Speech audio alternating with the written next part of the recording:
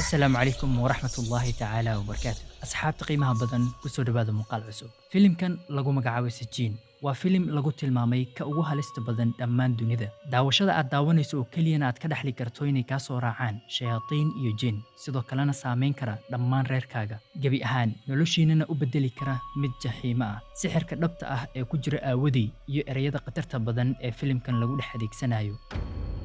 si aad ila aragto heerka ay halistiisu gaarsiisan tahay aan marka hore ku kala dhigdhigo sidoo kale haddii aad dabinkan ku dhacday isna aad horey u daawatay filimkan iska gaar inta uu waqtiga kuugu dhammaan oo si fiican u dhagayso fariinta aan kuugu reebay qaybta dambe ee muuqaalkan aniga ahaan markii ugu horeysay ee aan arko filimkan waxa ila soo wadaagay dhowr shakhsi oo aan wada sheekeysanaynay wixii intaa ka dambeeyeyna waxa baraha social media ayaan isticmaalo intooda badan igaga hor imaanayay muuqaalo ka hadlaya filimkan lagu magacaabo Sijin oo isagu ah nooc ka mid ah filimada horrorka oo ku saabsan adeegsiga jin iyo sixirka madow ama black magic oo ah nooca sixir ee ugu dhibaatada badan uguna xun ee qof bani aadam ah loo adeegsado filimkan Sijin ee aan ka hadlayno ayaa ah qayb ka mid ah filimada taxana ah oo laga sameeyay dalka Turkiga dhowr sano ka hor kana kooban ilaa iyo 6 filim oo qaybtiisii ugu horeysay ay soo baxday sanadii 2014 dhamaantoodna waxay ku saabsan yihiin oo ay ka hadlayaan adeegsiga sixirka madow sida qaraabada ama dadka kale ay isugu adeegsadaan sixirka madow iyagoo raba in ay gaaraan dana gaar ah oo ay leeyihiin sida la sheegana waxay aflaamtan ku salaysan yihiin sheekooyin xaqiiq ah misna waaqici ah oo si dhab ah u dhacay waxa laga yaabaa inaad isweydiinayso maxay ka micno tahay marka waa filim iska horor ah haddana uguma horeyso noocyadan oo kale maya saaxiib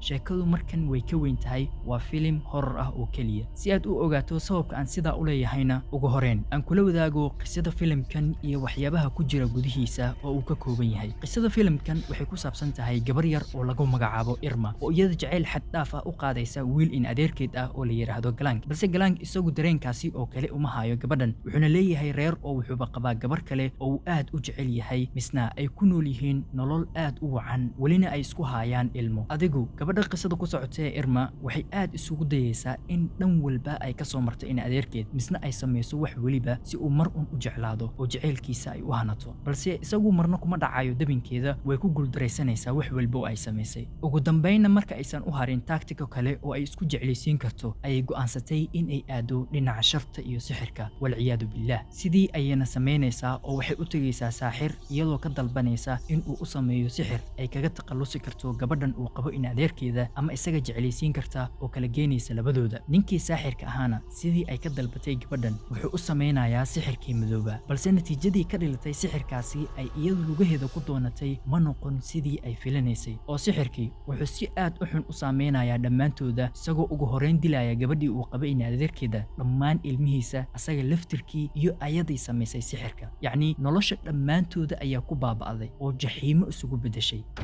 balse waxa digniin aad u weyn laga muujiyay saameynta sixirkan inta oo kaliya in uusan ku ekeen ee waxay kaloo si toos ah u waxyeeleyn kartaa dhammaan qof kasta oo daawada filimkan maskixiyan iyo jismiyanba sababtan waxay tahay in sixirkaasi filimkan lagu dhex sameynayo iyo codadka aad dhagaysanayso ee sixirka akhrinaya ay yihiin kuwa dhab ah haa waa sixir run ah waxa la akhrinayo taa oo keeni karta in jin kasta oo ka agdhow meesha lagu akhrinayo uu si toos ah u ajiibo codkaasi saaxirka iyo wax laga dalbanayo in uu sameeyo midda oo si kale hadii loo dhigo la micno ah in adigan daawanaya codkiisana dhageysanaya jin kasto ka agdhow ay kugu diri karto xitaa sheedaanka qariinkaaga ah ee adiga ku daba jooga markasta ayaa isku bedeli kara mid dhibaato ku geysta halistuna halka kuma eka ee sidoo kale waxa filimkan ka buuxo fariimo qarsoon oo loo yaqaano subliminal messages oo ah erayo iyo sawiro loogu dan leeyahay in lagu xukumo subconscious mindigaaga caqligaaga baatinka ah ama wacyigaaga muhiimaduna ay tahay in naftaada lagu beero misna ay saameeyaan waxyaabahaasi ay arkayso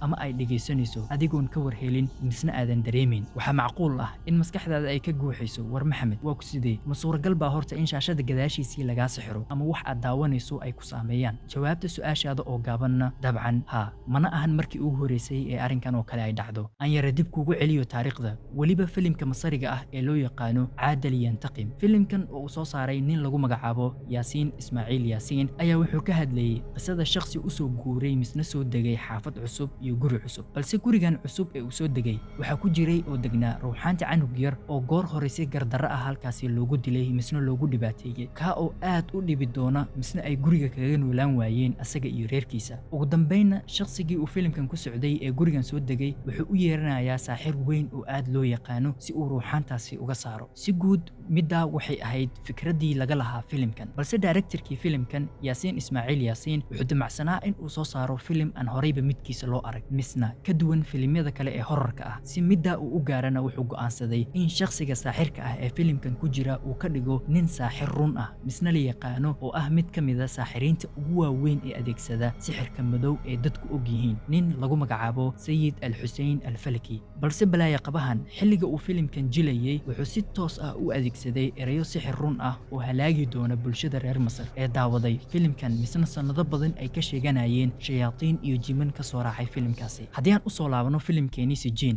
isagu sheekadiisu kuma eka oo kaliya isticmaalka sixir run ah waxaba intaasi u sii dheer aflagaadeynta kitaabka Allah subhanahu wa ta'ala iyo ku jeejesidiisa waxa filimkan ka buuxa gudahiisa aayado qur'aan oo la dul saaray music taa oo run ahaantii ka dhigan xurmeen la'aan iyo jees toos ah oo lagu jeejeesayo kitaabka dhowrsan ee Allah subhanahu wa ta'ala waxaasoo dhanna waxaba kaaga filan koonfurka filimkan uu leeyahay oo haddii aad eegto gabadhan waxay huban tahay go' lagu xardhay bismillaahir rahmaanir rahiim iyo wax u muuqda qaar ka mid ah aayatul kursi si fududna middaa ayaaba ah sabab kugu filan oo kuu muujinaya heerka filimkan lagu aflagaadeynayo laguna jeejeesayo quraanka kariimka xitaa markii aad dib u raacdo ereyga Sijin ee filimkan loogu magac daray waxa asalkeedii laga keenay oo laga soo saaray quraanka kariimka haddii aad wax yar un dhuxdo micnaha ereyganna waxaad garan kartaa waxa filimada nuucan ah magacaasi loogu bixiyay ereyga Sijin waxay inta badan dadka wax fasiraa ku sheegaan in uu yahay goob lagu xabiso dadka fujaarta ah ee xunxun oo ummadda kale looga dhex saaro halka kuwa qaarna ay ku sheegaan in uu yahay kitaab lagu diiwaan geliyo dadkaasi xunxun iyo acmaashooda labaduba waxay doontaba ha ahaatee kitaabkaasi ama goobtan waxa la geeyay oo ay ku taal dhul meesha ugu xun oo ah toddobada dhul hoostooda oo Alle subhanahu wa ta'ala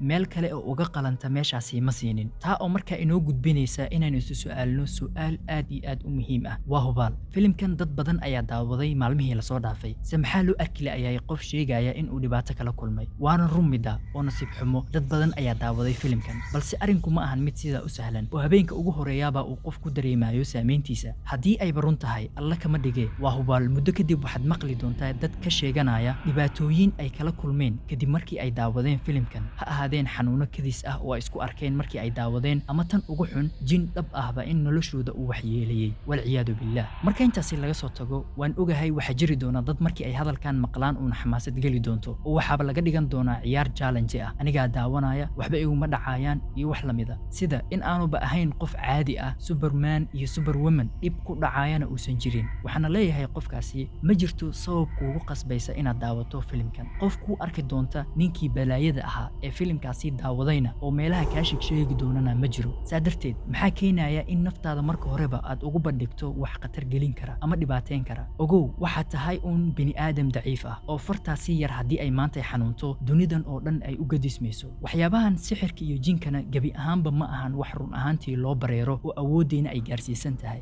waxayna mar walba tahay inaan ka fogaano kagana magangalno Alle subhanahu wa ta'ala in uu naga haayo shartooda waana midda sababka uu nabiga sallallahu alayhi wasallam noogu baraarujinayo in adkaarta aysan afkeena ka bixin waan mar walba maxaan ku raadayay adkaartaasi akhrisano tan kale haddii arinkan uu yahay ba wax diiniyan caadi ah dabcan waa la garan karaa markaasi in qofka uu rabi karo in uu soo tijaabiyo balse marka arintu ay timaado waxyaabo sixir lagu dhex isticmaalayo oo ah shay lagu gaaloobo oo diinta looga baxo iyo kitaabkii quraanka oo lagu aflagaadeynayo gebi ahaanba waxaan ku leeyahay isaga fogow midda fariintaasina waxay ku socotaa qof kasta oo aan weli daawan filimkan balse ka waran qofkii waa hore dabinkan ku dhacay oo maalmihii la soo dhaafay horay u daawaday filimkan haddii aad ka mid tahay dadkaasi si la mida waxaan kula wadaagayaa fariin uu sheekhan u dirayo dadka kula mida adiga taa oo ah in aad istaagto misna aad soo weysaysato kadibna aad tukato 2 rakac oo sunno ah kana bariso Alle subhanahu wa ta'ala in uu ka haayo dhib kasta oo kaaga iman kara filimkan iyo daawashadiisa iyo dhammaan sixirka madow iyo shaytaan iyo shartiisa rabbi a'uudu bika min hamazaati ash-shayaatiin